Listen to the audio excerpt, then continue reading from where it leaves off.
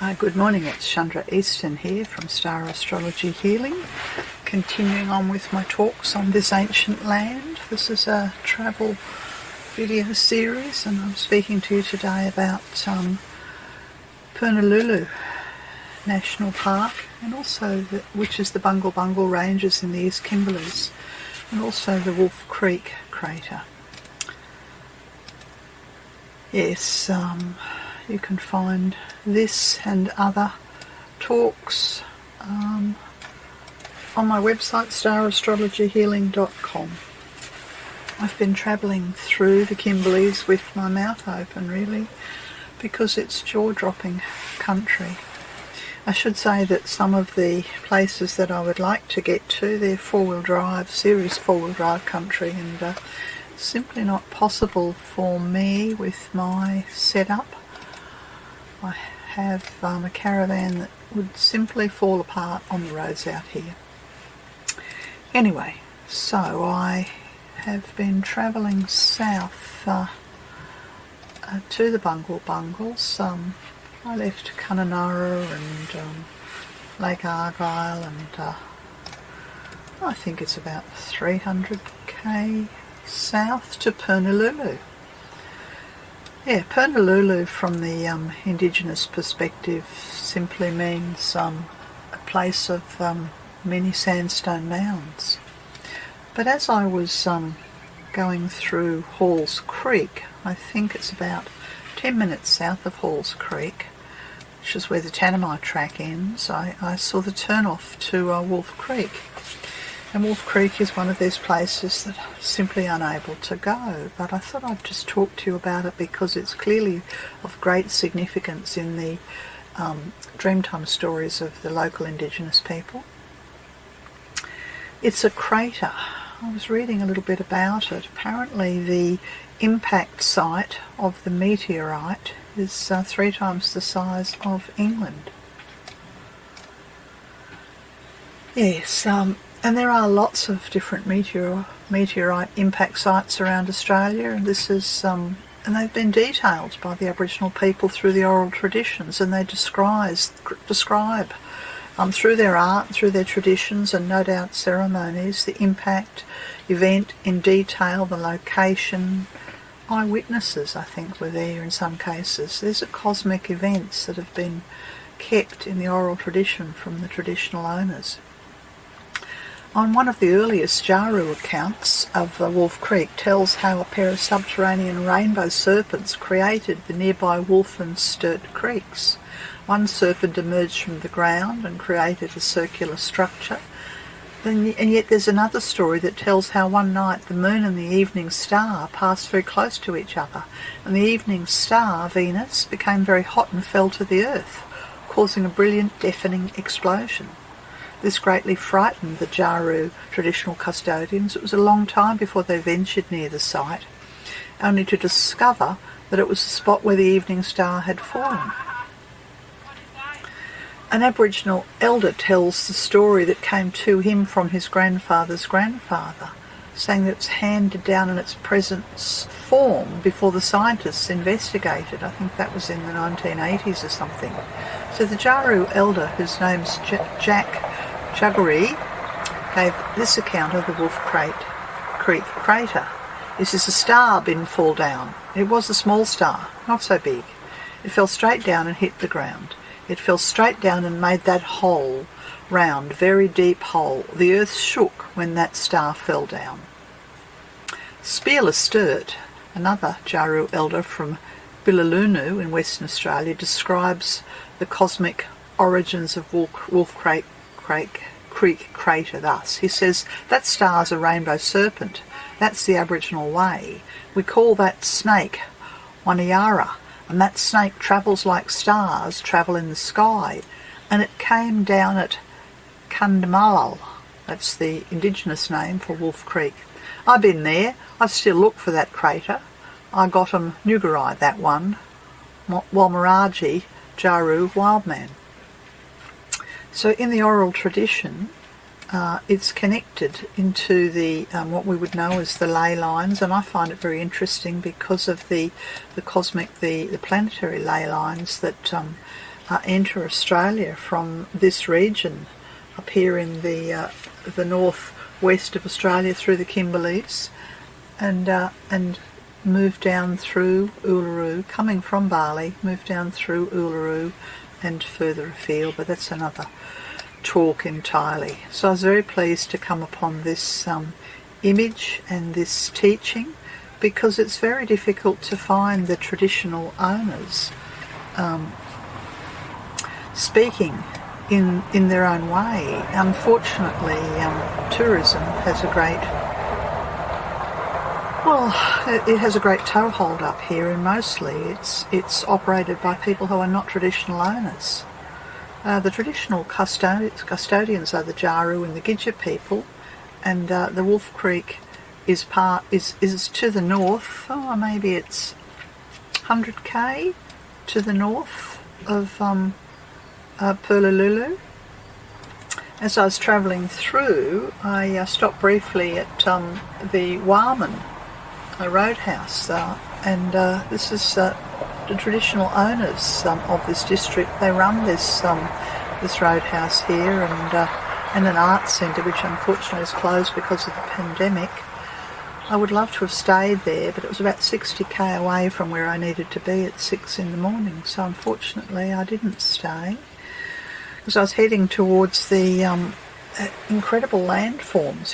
They are tiger-striped, beehive-shaped hills that were only discovered by the Western world, accidentally, I think, by a helicopter pilot sometime in the 80s. So, really, what are we talking, 40 odd years ago.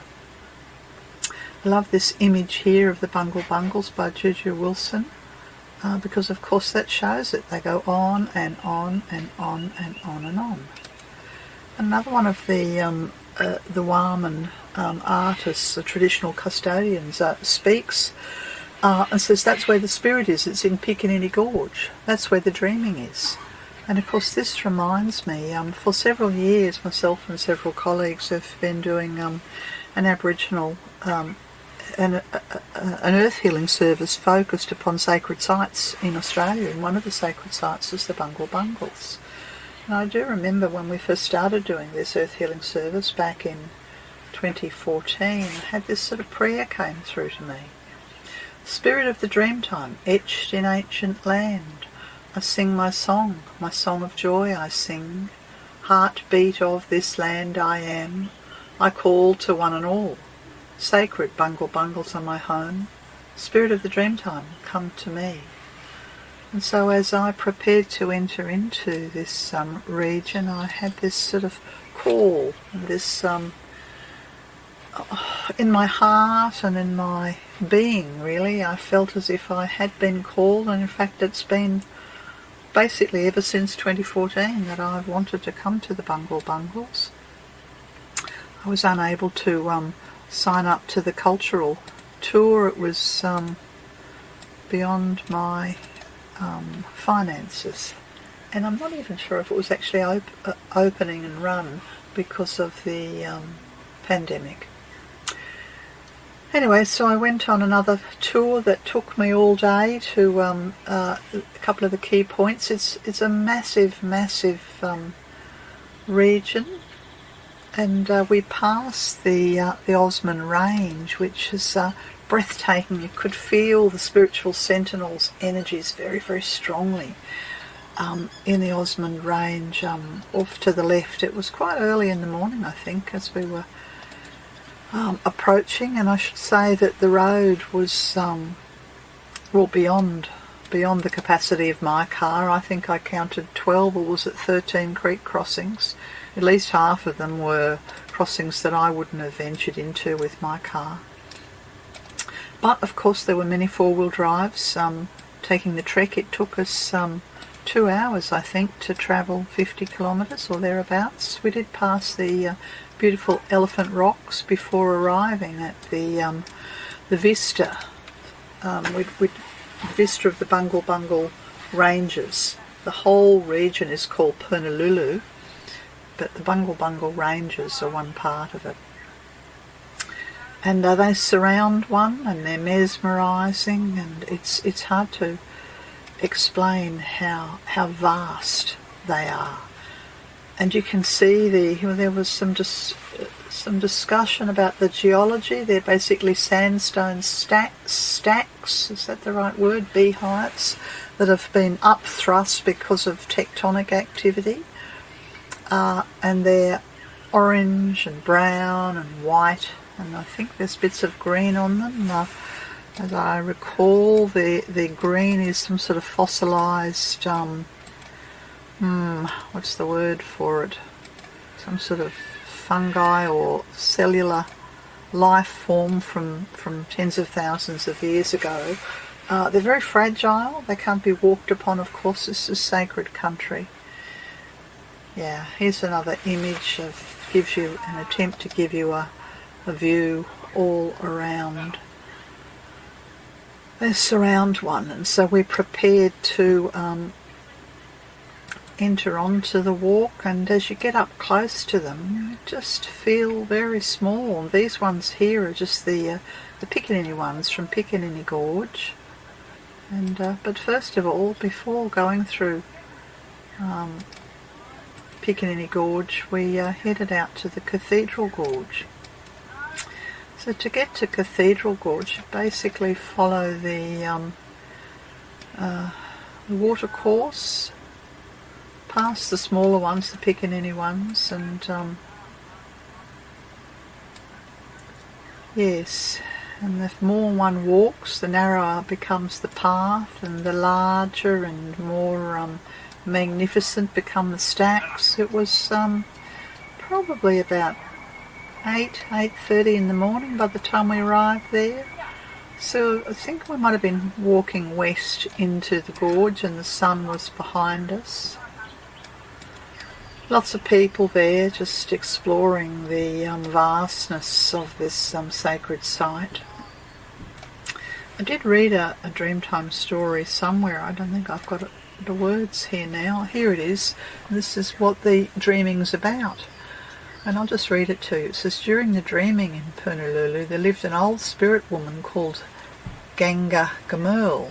And Ganga Gamurl was feared because she had the bad habit of stealing little boys and putting them in a sack and taking them back to her camp. So hearing a young boy calling out for his brothers who had left him alone while they were hunting, Gangamurl worked out a plan to catch him, and she called out loudly, Gangambi, Gangambi, Gangambi, Yabao, Bao. Grandson, grandson, grandson, come here quick, cooey, cooey. And she flew over the country and snatched up the boy in her sack. The echo from her calls swirled the earth and formed the Gayeri Warranyi mountain range in the northeast of Purnululu. So there is yet another of the Dreamtime stories of this region. Obviously, it would be very easy to get lost there, you know. One's surrounded by these hundreds of thousands of beehive stacks.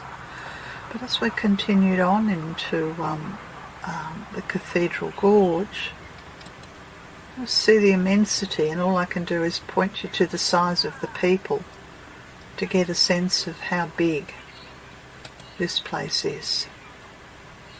Absolutely momentous, and you're sort of standing in the middle of the gorge. You can get right underneath the rock shelf. You can see that the water would take up far greater space in the wet season. Just to sit with one's back against the rock here was well, absolutely wonderful. I could have stayed there for hours, really. There is water there, but it's not inviting looking.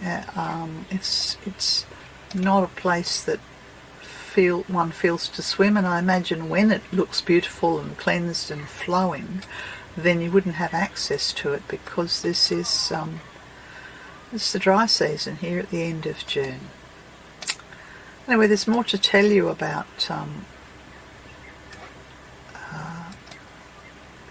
this. So as I walked out of the gorge, come sort of walking east now towards the sun. It's probably, I don't know, is it 15, 20 minutes, something like that.